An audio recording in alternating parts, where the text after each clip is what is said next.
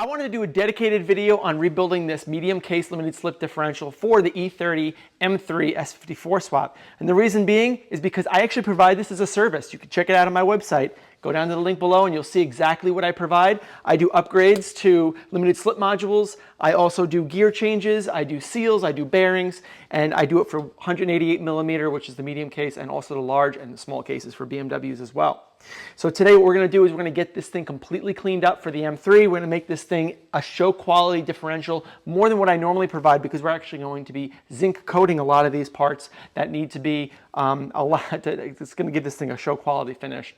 So guys, stick around, check this out. I'll show you exactly how I do it, and you can determine if you want something like this done for your E30 or E24 or E28, whatever you want. Just inquire within. Thanks, guys.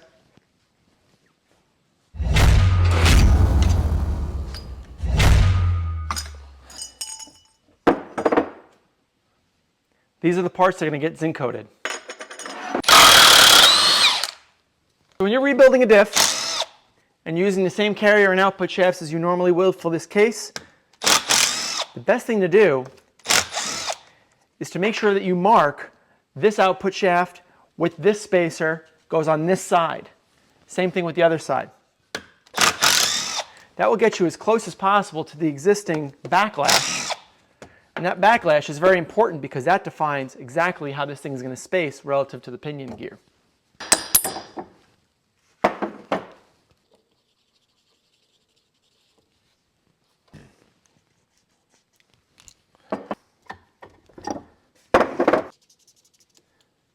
So this differential is currently a 373, and that's because I know that this has 41 teeth, and that inside there has 11, so 41 divided by 11 is 3.73. Here we have a 346 set. We're going to be replacing the bearings as well, so I'll show you how to do that.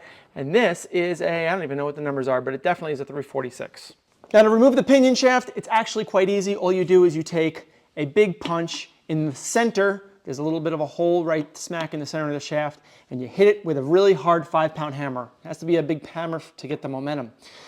That's the only way to remove it. You can also use a press, but most people don't have a press. Therefore, I won't use mine in order to do it. It's actually pretty easy.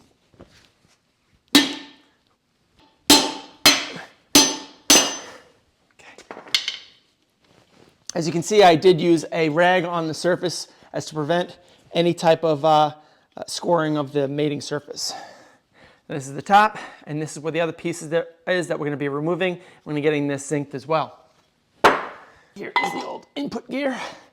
You can see we have our main input bearing. This is going to get replaced. Well, actually, we're not going to be using any of this, but this is the important bit. We have to replace this crush washer because every time that you torque this down to the right spec, which we'll show you later, it does crush this down, and it's a non-reversible action. So this is garbage, and we'll be replacing it with a new one. Now we have to pry out the input shaft seal. This looks like it's a little bit rusted in there, so it might not be very easy. You can see there's the input bearing is also here. That's the other half of the pinion shaft bearing pair. And the hard thing about removing this is that you have to kind of hold it, because if you try to pry it up with a little pry bar, it's going to move on you.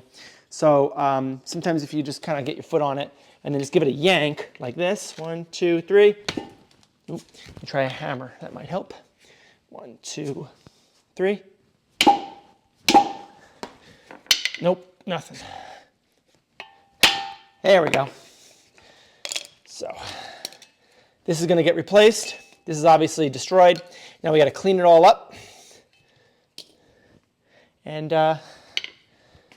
we have a lot of cleanup to do on this, actually.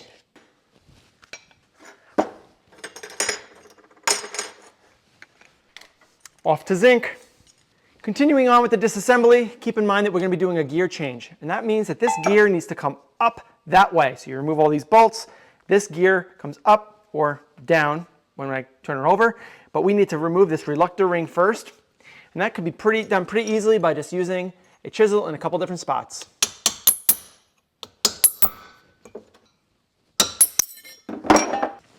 Now we can turn it over, and we can remove all of these M10 bolts.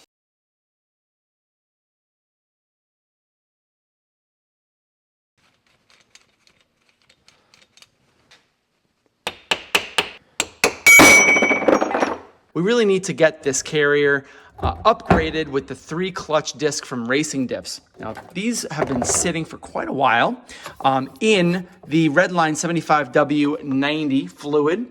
And that right there is gear oil for fully synthetic gear oil limited slip hypoid differentials, which is exactly what this is. Essentially, it's GL5. And we need to disassemble this, and we need to replace all the clutch discs and the dog ears with what's been soaking in here. Now we have this clamped into our jaw horse. We've got 8 M6 bolts, they're not M5s. And in order to remove them, you have to be very, very careful. If you strip these guys, then you're gonna need to use vice grips on the outside of them and pull around to unscrew them, and you're not gonna be able to reuse them. So these are M8 by 10. They are very fine thread, and they're not easy to obtain. So you have to be really careful when you remove them. In this case, what we're doing here is we're using a clocking head. A good friend of mine once told me that using this allows you to actually offset your torque vector. Instead of doing it straight on 90 degrees, if you pull a little bit like that, so that the point of rotation that you're pulling against this nut is in line, in the same plane as it, you have a much less chance of actually stripping this by using the angle of the way that this is being set in place relative to the ratchet. So what we're gonna do now is we're going to show you what I mean. So if you hold this in place and you keep this not at this 90-degree angle, but you keep it in a little bit more, you actually have a much better chance of breaking that loose. And there you go. Do it here too. I'll show you a different angle. But hold it in a little bit and then there you go.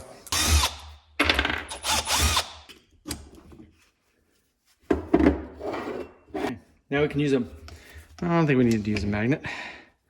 We've got our Bellevue washer. We've got a dog ear. We've got a clutch disc, which is actually in quite good condition. We've got our spider gear top side. We've got our spider gears here.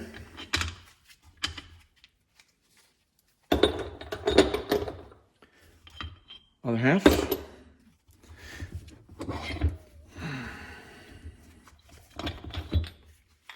Other carrier.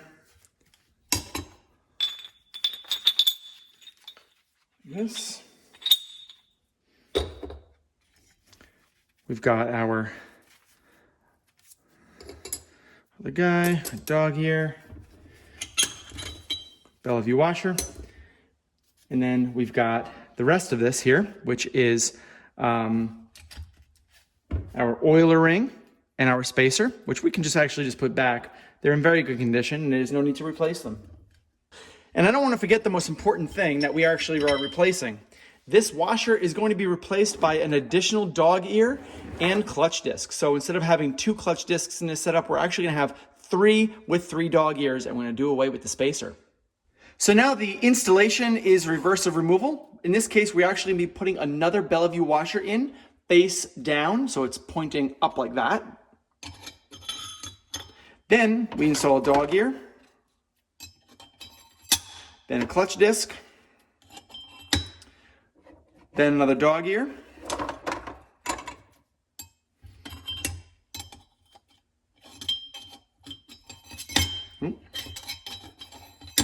then another clutch disc. Okay. Then we got to install. We're gonna this.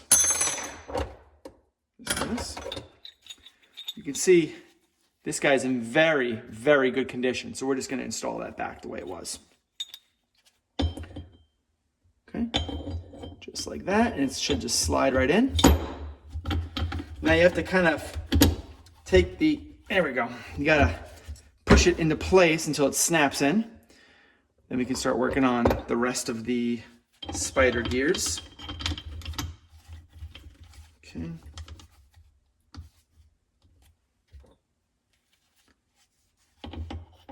Just like that. Okay, now is probably a good time to use paint brush and get more fluid in this as you're reassembling the whole thing. Okay. Now we can do the other half. This is the easier half, actually, believe it or not. This goes right like that. Then you want to go clutch like this. Make sure it fits in the teeth. Dog ear. Just like that. And then the Bella View washer. Again, facing down, just like that. And now we want to install, of course, our cap with our oiler ring installed. Don't forget about the oiler ring, very important. So when you install it, you want to kind of keep your finger in there like that and hold it in place. Remember, it's got a little notch in there to sit inside of there, so that's probably the best place to hold it as you're reinstalling this in place. And when you get it set, it should slide in relatively easy. Now, there are a couple of different ways that you can put this cap back onto the carrier. You can press it down like I'm doing. You can use the nuts, the bolts themselves to drive it down, which is, I think, a little bit more difficult. That's usually the way that I used to do it before I had the press, but now that I have the press, I'm going to do it this way. That's it. That's as much as you need. Now, we apply Loctite on the bolts, and we can easily just thread them on. Now we got the carrier done and the limited slip all completed. We need to install the ring gear. Now remember, we're going to be going to a 3.46 here. We need to finish up this carrier by installing the ring gear and the reluctor ring, which is located right there. And then we're going to start working on the carrier preload, that is. Okay, so now we need to replace the large pinion bushing, or bearing rather, and we're going to be using one of these guys, and we need our 20-ton press in order to do it. This literally just slips over the whole assembly just like that, tighten it down, and then we put that into the press, and we push down on the top of the pinion nut, and that actually pushes this whole assembly right through the stationary bearing, and you pop it right off. And to get it back on, you use the same method by using a pipe that pushes on the inner race of the bearing and pushes that right down.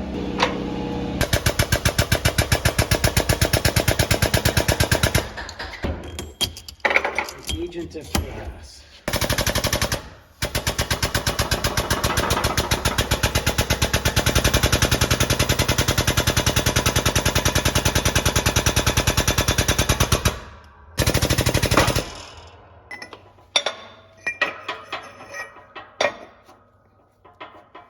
All right, so now we have the diff body here. I kind of skipped the step that I didn't record, but what I did actually do was I removed the races, right?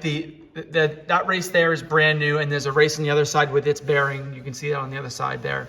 To remove those races, you use like a really long type of chisel, and you just hammer it out, and eventually it'll come right out, and then you use a bearing press to push it back in. And of course, you don't want to forget to put the seal on before you put the rest, the pinion back in. But yeah, this is all new. The races are new and the bearing is new. And as you saw before, we put the new bearing in here. So now what we need to do is make sure that we have a brand new crush sleeve washer. And let me show you the difference in depth between a used one and a new one. See that right there? This is the new one that hasn't been crushed yet. This is an old one that has been crushed. And that's why it takes such an enormous amount of torque when you torque these on to put the preload on the pinions. Very important. So we'll put the pinion in from the backside, make sure we have this installed, and we'll show you how to do the preload torque on the pinion gear.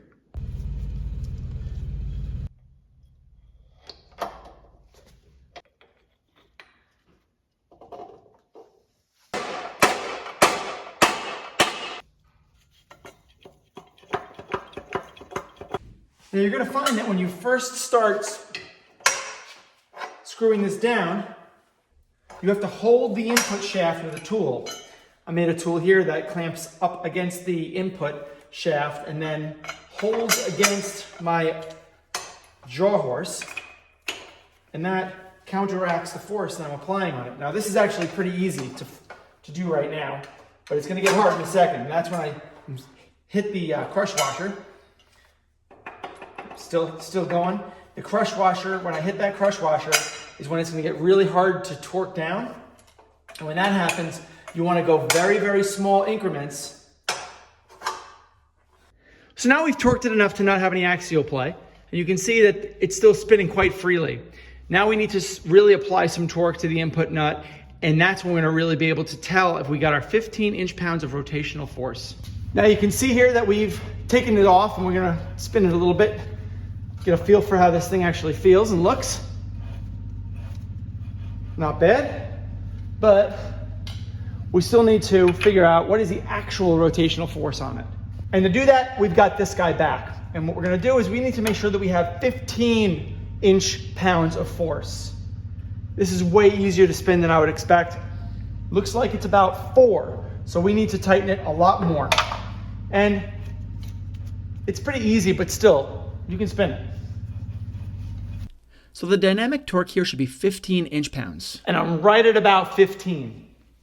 So basically when I'm going slow, you can see I stop it right here. That literally is 15 inch-pounds on the scale. So it was really... Now that I've got the carrier preload set and the pinion preload set, it's now time to install the carrier. I've got my dimension. I know exactly what the width of the shims need to be. And hopefully, if I'm lucky, that will be perfect to get the gear lash that I want. I can just measure the backlash from there. If it's off, I'm going to have to subtract and add from each shim in order to get the perfect shimming to get the right backlash. So I think I found the right combination here in my slew of extra spacers and shims. Because I need to move this over that way to increase backlash, what I need to do is make this one here smaller so it pushes in more, and this one here bigger correspondingly so it continues to also push that way. That means that my big one needs to get bigger, which I found a 184 here. This is a 178 to a 184. And then a small one, the 164, needs to get even smaller by the same corresponding number. As a result, this 342 is now 341, which 0.01 millimeters in the grand scheme of things is just fine. So what I want to do is I want to install this guy here, this guy there, and then see how the backlash looks. Right now, there's no backlash whatsoever, yet it does spin. So that's where I'm going with this. The new shims are now installed, and I don't know if you can hear this, but that tiny sound is actually the backlash. So I did move the whole thing over just a tad, and now I want to measure the backlash. So I've got the setup rigged here, and trying to measure the backlash. You want to do it right on the edge of the ring gear. And I don't know if you can see this here. Maybe I can move the camera a little bit better. There we go. All right. So if I were to just zoom in on this one portion, I've zeroed it out. And now I want to just move the ring gear just ever so slightly to measure the backlash, the play between the ring gear and the pinion gear. Going back and forth here, you can see I'm just about 3 thousandths, which is pretty tight. Let's see, 2.5 thousandths.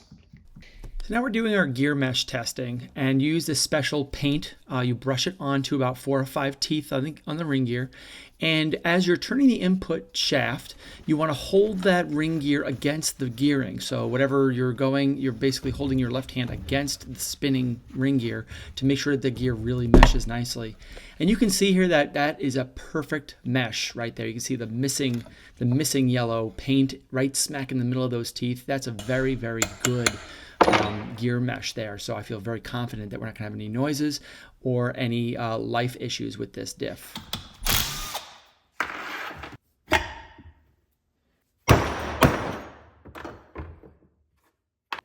Now we can clean all this up, replace our new seal, install, and hardware.